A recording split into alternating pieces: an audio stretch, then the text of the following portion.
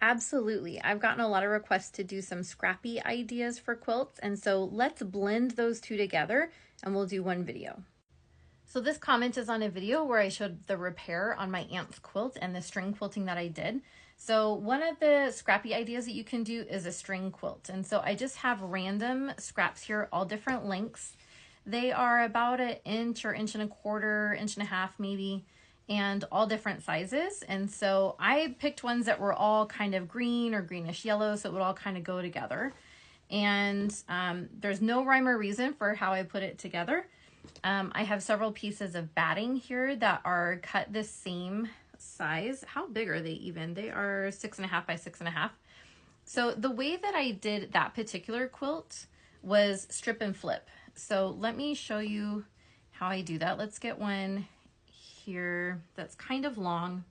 I'm going to put it here in the center, and just where kind of like the points of mine are in the middle of my strip. You can also do these sideways and they would flip over vertically or horizontally like that. I don't know, however angle you're looking at.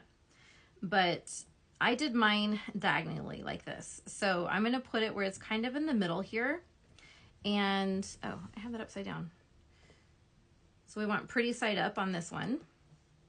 And then we're going to take another one that is also kind of long. This one looks kind of long here. Looks a little too long. Let's cut this in half. And like I said, there's no rhyme or reason. You can get all of your scraps in on these kinds of quilts. You can even get teeny tiny ones or really, really long ones. So I'm going to lay this one right side down. So it's right sides together. The pretty sides are together. I'm just going to lay that right on top. And then I'm going to sew on either side. It doesn't matter. On either side with a 1/4 inch seam. Let me take it over here. We'll do a 1/4 inch seam.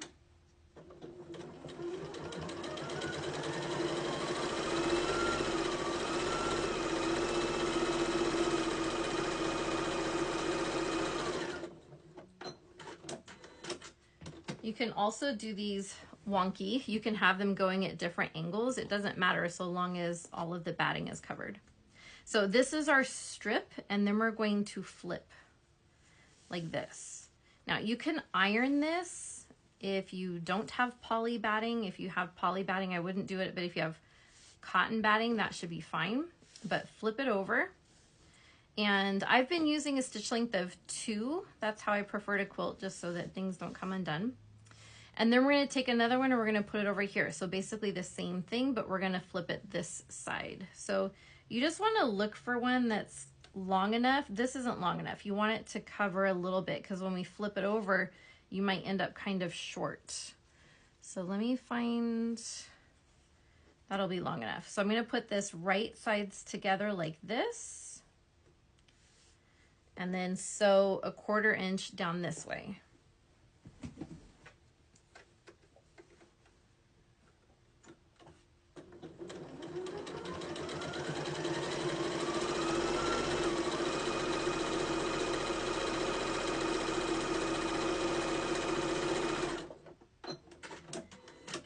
And then you're going to flip that one. Flip it out this way. You can also use a seam roller. That might be helpful. And you're just going to keep working yourself out to the very end, to where you have little scraps like this, and that might go on the end. So you can use all different sizes of scraps. So you're just going to keep building off of this until you have the whole thing covered.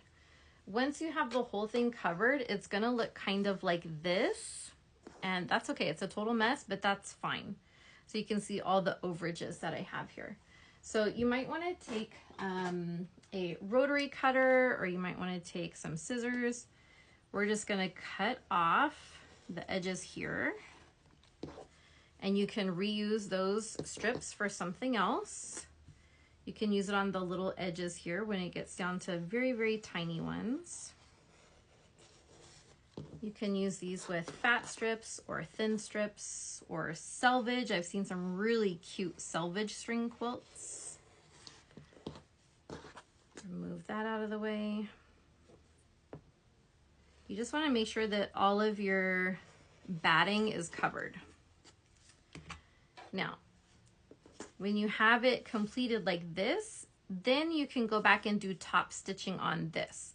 This is pretty well secured just because each one is holding down the other, but you can do whatever kind of quilting you want on this. You could do some echo lines. You could drop your feed dogs and do some easy little meandering. You could do however you want. I'm just gonna do maybe just some quick little echo lines here down the middle of each one.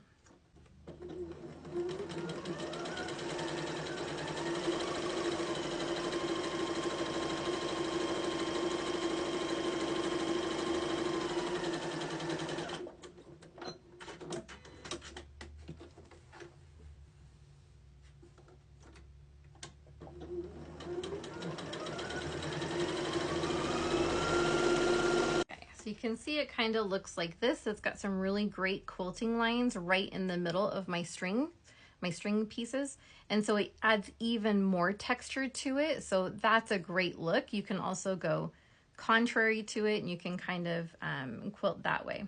But once you have these completed, you have all of your quilting. It's very secured to your batting. And so you don't have to worry about it coming apart in the wash. And that way you can use a fleece backing. All right, so now we have 2 of them done, and you can lay them all different directions. You can just see what you like and how it will go together. It's totally up to you. You can see if you had like the same ending pieces, you could end up with a square when you had your 4 blocks put together. There's all different ways to do it. You can absolutely just sew these 2 together and then open it up. You're going to have a little bit of bulk there in this seam. And so what I would do if you do it that way, I would probably press the seams open and then I would top stitch down each side to make sure that those seams aren't going to come over. You can also zigzag them or do some sort of decorative stitch to hold them together. You can do that also. What I did in my aunt's quilt that you saw was I used it with some sashing. So sashing is when you take a separate piece of fabric like this and you sew it onto one here, and then you fold it over onto this one, and then you're going to sew it that way down here, and then you open it up, and then you have that sashing in between it, and that kind of holds it together. So I also really want to specify that you don't have to do this on batting. You can do this on pieces of paper, on pieces of like magazine or junk mail that you get. You can do it on scrap fabric. Maybe you have some extra muslin and you want to use that so it's not so bulky, and it's easier for you to just sew these directly together and open it up. And then you can put batting on the back if you want. There's lots of different ways to construct a quilt. Now, as far as the backing, what I did in that particular quilt, because I knew that these were also down, they're not going to come apart, I didn't use extra batting in there. I just used fleece as my backing. And then what I did was in each of the corners of these, I tied it together to the backing. So people will literally use yarn or quilting thread. I use quilting thread, and you will stab down through it, come back up, tie knots. And you'll do that several times so you have like a really good stitch in there. And then that way it's connected to your fleece backing, and you don't have to have all of those quilting lines because it is really heavy to do on a domestic machine if you don't have a long arm. And so you can do a tie quilt also, and that would be really gorgeous. So here's a quick example of a string quilt. This comes from the Quilty Love website.